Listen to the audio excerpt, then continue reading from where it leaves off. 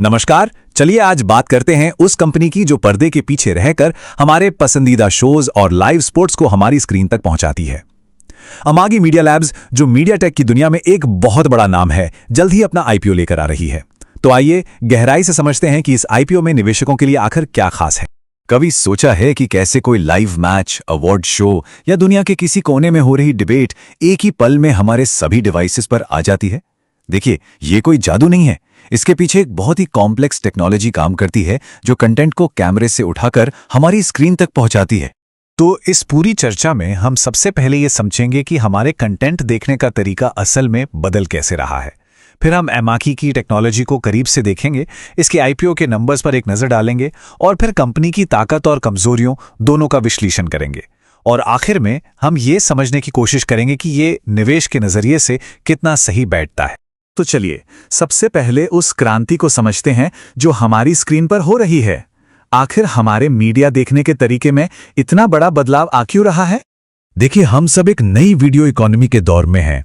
इसका सीधा सा मतलब यह है कि अब हम केबल टीवी के टाइम टेबल से बंधे नहीं रहना चाहते। हम अपनी मर्जी से किसी भी डिवाइस पर जब चाहें तब कंटेंट देखना चाहते हैं, और हमारी यही डिमांड इस पूरे बदलाव की जड़ है। और सबसे मजेदार बात, आज भी 90% ब्रॉडकास्टिंग पुराने तरीकों पर ही चल रही है, जिसका मतलब है कि इस सेक्टर में ग्रोथ की गुंजाइश बहुत बहुत ज्यादा है। तो सवाल यह है कि इस नई वीडियो इकोनॉमी को मुमकिन कौन बना रहा है?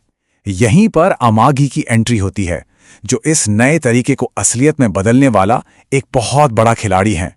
अमागी मीडिया लैब्स की शुरुआत 2008 में हुई थी। ये एक SaaS यानी software as a service company है। अगर आसान भाषा में कहूं तो ये पूरी तरह से क्लाउड पर काम करने वाले सॉफ्टवेयर बनाती है जो ब्रॉडकास्टिंग और स्ट्रीमिंग को बेहद आसान बना देते हैं। ओलंपिक और ऑस्कर जैसे बड़े बड़े इवेंट्स के पीछे की जो टेक्निकल ताकत है वो यही कंपनी है। अमागी के काम को हम 3 हिस्सों में बांट सकते हैं। पहला है क्लाउड मॉडर्नाइजेशन, मतलब ये टीवी नेटवर्क्स को पुराने भारी भरकम हार्डवेयर से हटाकर हल्के फुल्के क्लाउड सिस्टम पर लाने में मदद करती है। दूसरा है स्ट्रीमिंग यूनिफिकेशन, जो एक ही कंटेंट को अलग अलग प्लेटफॉर्म्स पर भेजना आसान बनाता है। और तीसरा मोनेटाइजेशन, जिससे ये अपने क्लाइंट्स को टारगेटेड एड्स और लाइसेंसिंग के जरिए ज्यादा पैसे कमाने में मदद करती है। अच्छा, अब जब हम ये समझ गए हैं कि अमागी करती क्या है, तो चलिए उस बड़े मौके पर नजर डालते हैं जो इसे बाजार में ला रहा है, इसका आईपीओ। ये रहे आईपीओ के मुख्य आंकड़े। लेकिन सबसे दिलचस्प बात यह है कि कंपनी ने अपने आईपीओ का साइज पहले के मुकाबले छोटा कर दिया है। अब आप पूछेंगे ऐसा क्यों? क्योंकि कंपनी का कहना है कि उनका कैश फ्लो और मार्जिन इतना मजबूत है कि उन्हें और ज्यादा पैसे जुटाने की जरूरत ही नहीं है।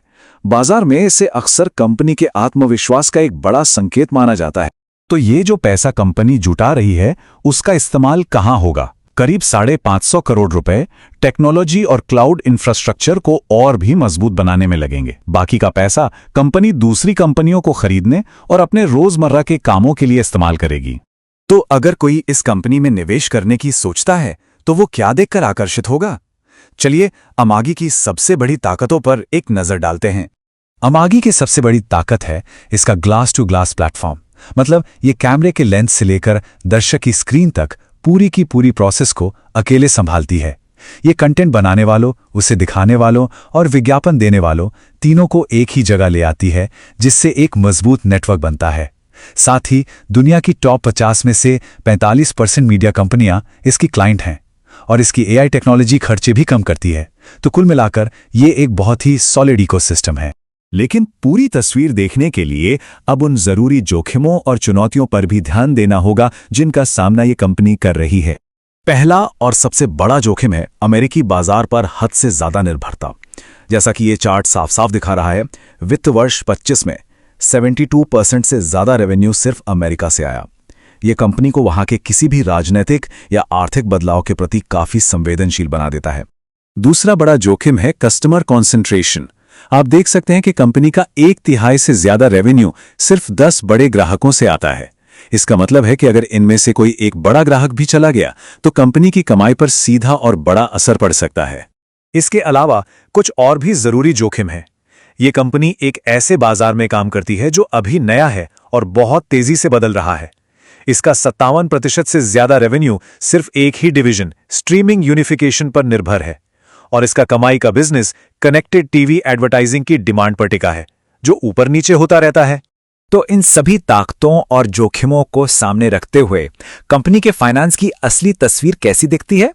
चलिए अब जरा आंकड़ों पर नजर डालते हैं।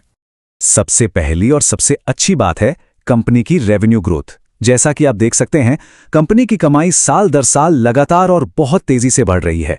ये एक बहुत ही मजबूत संकेत है। अब आते हैं एक बहुत ही जरूरी पड़ाव पर। सालों तक घाटे में रहने के बाद वित्त वर्ष 25 में कंपनी का एडजस्टेड ईबिटा पहली बार प्रॉफिट में आया है। ये दिखाता है कि कंपनी अब अपने कोर बिजनेस को ज्यादा बेहतर तरीके से चला पा रही है। और ये रही फाइनेंशियल पहेली का आखिरी टुकड़ा। भले ही कंपनी अभी पूरी तरह से प्रॉफिटेबल नहीं हुई है, लेकिन इसका कुल घाटा बहुत तेजी से कम हुआ है। ये प्रॉफिट की तरफ एक साफ इशारा है। तो कुल मिलाकर फाइनेंशियल तस्वीर एक तरफ तो जबरदस्त ग्रोथ और ऑपरेटिंग कैश फ्लो में एक बड़ा सुधार दिखाती है, लेकिन दूसरी तरफ यह भी सच है कि कंपनी अभी भी ओवरऑल घाटे में है। ये एक ऐसी कहानी है जिसमें ग्रोथ तो शानदार है, लेकिन मुनाफा अभी भी भविष्य का लक्ष्य है, आज की हकीकत नहीं। निवेशकों के लिए एक और बड़ी चुनौती है। जैसा कि ये कोटेशन बताता है, स्टॉक मार्केट में अमागी जैसी कोई दूसरी लिस्टेड कंपनी है ही नहीं। इस वजह से इसकी सही कीमत का अंदाजा लगाना बहुत मुश्किल हो जाता है। तो आखिर में सवाल यहीं आकर रुक जाता है, क्या अमांगी टेलीविजन के भविष्य का एक जरूरी हिस्सा है, या फिर ये एक ऐसे बाजार पर खेला गया हाई ग्रोथ वाला दाव है जिसमें अभी भी बहुत अनिश्चितता है? यही वो मुख्य सवाल है जिसका सामना हर एक संभावित निवेशक को करना होगा।